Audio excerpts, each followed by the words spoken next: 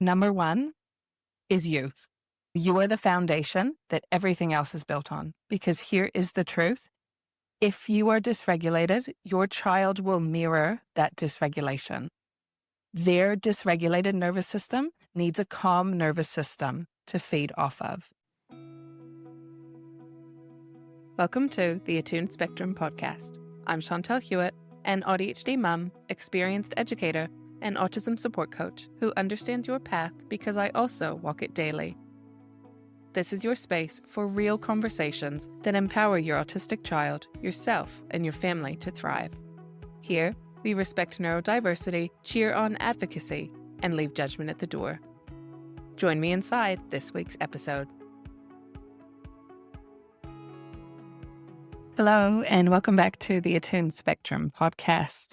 If you are new here, I am so glad that you stumbled upon this episode. And if you have listened to the first 4 episodes, then thank you for joining me again. Today, we will be talking about meltdowns, those big, scary, long, intense meltdowns that we experience with our autistic children as their parents. I know that feeling intimately because I've lived it. When my son was melting down for 3+ hours a day, I kept thinking that I was always doing something wrong. I'm an expert in this field. I've supported many, many families and my own, and I just could not understand what was happening inside my child's brain, in their nervous system. I kept asking, how do I stop this behavior? How do I manage this behavior? And now what I realize is that I should have been asking, what is his behavior trying to tell me? What am I not seeing or not listening to? So this shift from seeing meltdowns as a problem to solve to seeing them as communication has changed everything for our family. And that is what we will unpack today. Let's start with what meltdowns actually are. When your child is melting down, their nervous system is in fight or flight mode. Their thinking brain, so the part of the brain that can actually listen and attune into you when they are regulated and where they can follow instructions or how they can regulate their emotions, it is completely offline during a meltdown. This is not defiance, and it's not manipulation, and it is not them pushing your buttons. It is their nervous system screaming that they are overwhelmed, unsafe, and that they need help. And here's the thing that most parents don't realize. Your child isn't choosing this. They're not deciding to have a meltdown to get what they want, despite what it might look like. Their brain is literally in survival mode.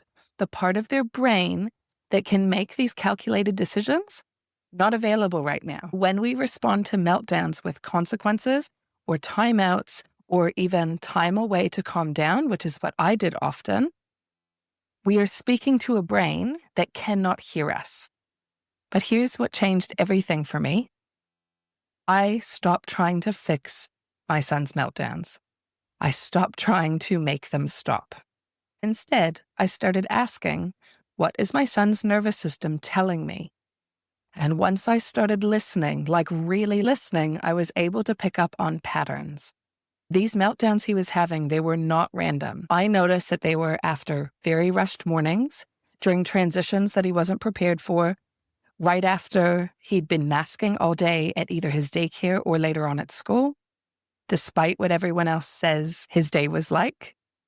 His behavior was never the problem. His behavior is showing me, or was showing me, continues to show me what his nervous system is communicating. And I know how to listen, and that's where everything shifted for us. Within 1 week of making these changes, he became calmer. He started allowing me to play alongside him again. He was communicating with me more, and ultimately I was a bit less stressed and I stopped feeling like I was failing him, which if you can resonate with any of those feelings, it is probably one of the worst feelings as a mum or as a parent. So how do you know how to support them during a meltdown? I will walk you through the exact framework that I use, the same one that I teach parents within my coaching work every day, and the same strategies that I use at home in my personal life. Number 1 is you. You are the foundation that everything else is built on. Because here is the truth. If you are dysregulated, your child will mirror that dysregulation. Their dysregulated nervous system needs a calm nervous system to feed off of. If you are rushed, if you are stressed, if you are overwhelmed, your child's nervous system and your child will pick up on that.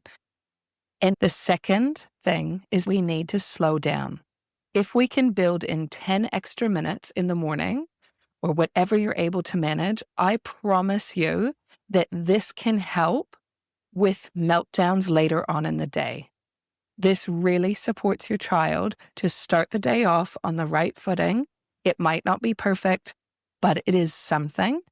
And this concept is that you are rushing. If the parent or the co-regulator is rushed, it feeds their child.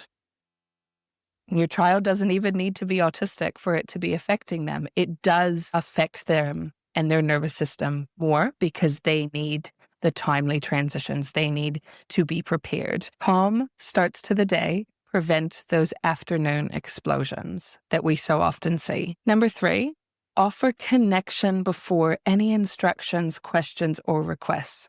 These are all demands and they can be super overwhelming, especially if your child is PDA, pathologically demand avoidant. Before you ask your child to do anything when they get up, whether it's get dressed, eat breakfast, brush their teeth, how can you connect with them first? For example, a hug, sitting quietly on the floor as they're getting themselves dressed or as they're just playing with something.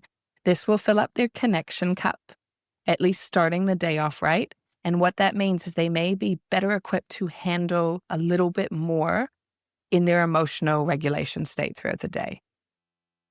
Because meltdowns don't come out of nowhere, there are always signals that we miss in the lead up to meltdowns. For my son, this looked like increased stimming, changes in his voice. He shut down, he got quite quiet, he would become aggressive. So number 5, which is kind of linked to the one just before, lower demands when you see stress building within your child. This is huge. When you notice that your child's nervous system is starting to become overwhelmed, we need to drop all non-essential tasks. Skip the shower, skip brushing your teeth. Let them wear the same clothes to bed. Obviously, please be safe. But we need to accommodate the nervous system, not our predetermined schedule. I know that feels hard. That is a lot. We have places to be, things to do, and sometimes it's not manageable. A little bit of flexibility, however, in whatever way, shape, or form, will support your child in their meltdowns. Number 6 is autonomy as much as possible. Give your child as much autonomy as you are able to. Let them lead when possible. Let them choose the order of their tasks. Let them decide how something gets done that is going to affect them. Autonomy reduces the demand overload, and when your child feels in more control, they will begin to relax. Their nervous system has space to calm down. Now, here's what I want you to really hear. You are not trying to prevent meltdowns. That is not the goal. Meltdowns are a way that your child is communicating to you their unmet needs, their sensory overwhelm. The goal is to have a foundational system in place for you to support their co-regulation. Some days you might find that things are easier and other days you won't because nervous systems fluctuate. Co-regulation is not about being perfect, okay? Your calm, regulated presence is the most important tool that you have as a parent for your autistic child. Here's what I want to offer you today. I created a free checklist. It's called the Calm Parent Checklist. Thought I'd keep it quite simple. What this checklist has in it are 10 small shifts that support big meltdowns while building connection. We touched on some of them in this episode, and I do plan next week to go into more. But this checklist, once you download it, you will have full access to the 10 shifts that I use daily, multiple times a day, and that I use with families to guide them in finding connection with their child and within their own homes to drastically reduce and support meltdowns that they're having. And I know that we download freebies and they sit in our downloads folder for ages untouched. But I also know that these strategies work and that you will benefit from them. Connection is in our human nature, and it is the method that I find supports parents and families and autistic children to thrive. I don't want you to experience the intense trials and tribulations that I have over the years, because there is a better way and you can get this under control and support yourself and your family much sooner than I did. I'll see you next week. Thank you so much for allowing me into your world today. Wherever you are around the globe, if you like what you've heard, I would be so grateful if you would click that subscribe button and comment below to tell me one thing. What support do you need? This helps me create episodes that truly impact our shared community. By commenting, you not only help yourself, but you help make modern, neurodiversity-affirming autism support accessible to those who are searching for a better parenting approach that actually feels good. I'm Chantel, and I'll see you next week.